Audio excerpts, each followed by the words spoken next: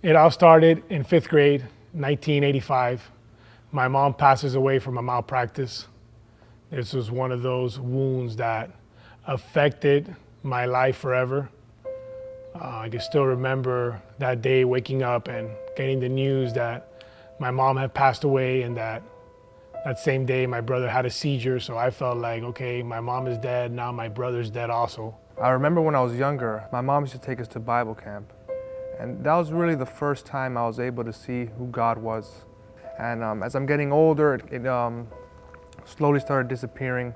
It was more of an emphasis on sports. God wasn't really the center of our family. It was something you kind of just did. So, growing up, it was kind of confusing in that nature of who we are and what we're trying to do.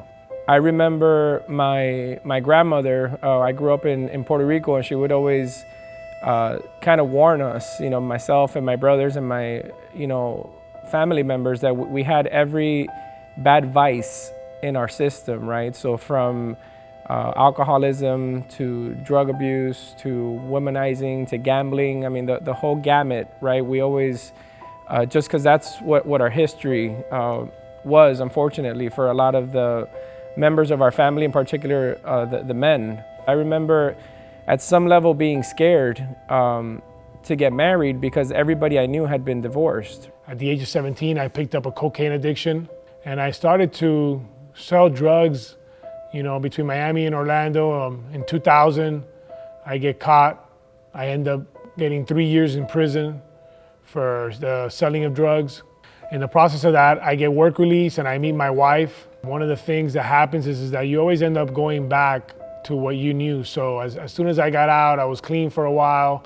I ended up back into drugs, going back into thinking how to make money with drugs. For me, I felt like I had been doing a lot of different things over the years, trying different ways to I guess even stay motivated, and I guess looking for answers, big questions as far as what I was meant to be doing, what my purpose was, what I was put on this earth to do. I started doing a lot of motivational workshops and looking into, I guess what they call self-empowerment.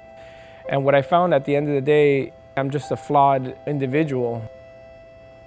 All my life was filled of temporal satisfaction. It led me to a life of promiscuity, drugs, alcohol.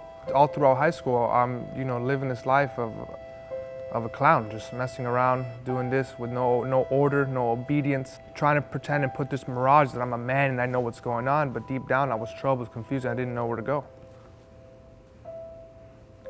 For the first time since my dad had died, I really met the man that I wanted to be like. 5 years ago, where I met Dr. Joaquin Molina, he really impacted me with these words when he says, "Hey George, do me a favor, don't waste my time.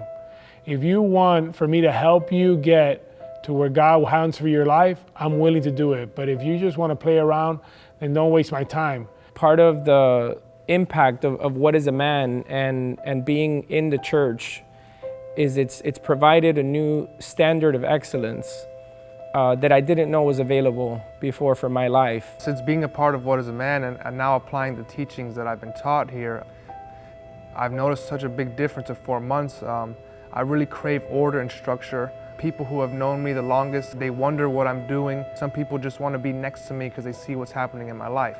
So that really showed me how God and What is a Man is working in my life.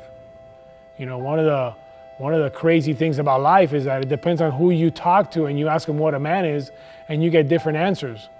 Me growing up, one of the answers was, if you're a man, you can fight. If you're a man, you have a bunch of women. If you're a man, you can hold your alcohol, you can do drugs. Now I've seen some people who say a man is one who sexually abuses you, one who physically abuses you, one who abandons you at the age of 3. So there's so many distorted views of what a man is, when we know that the perfect man is Jesus Christ. Ever since he's come into my life, I've been able to find peace there. I've been able to find a refreshment. I've been able to find restoration for me, for my family, and for those that are around me. And so with my relationship with my kids now, it's like living a dream, I love my kids, and I guess the biggest difference I see is just seeing the reaction that they have to me, when I come home, that I'm available for them. One of the super important things I learned, again, as part of the ministry is that kids spell love T-I-M-E, right? So at the end of the day, making that time to be available for my kids has just led to just such blessing in my life that I now see it reflected upon my children and upon, the face of my wife.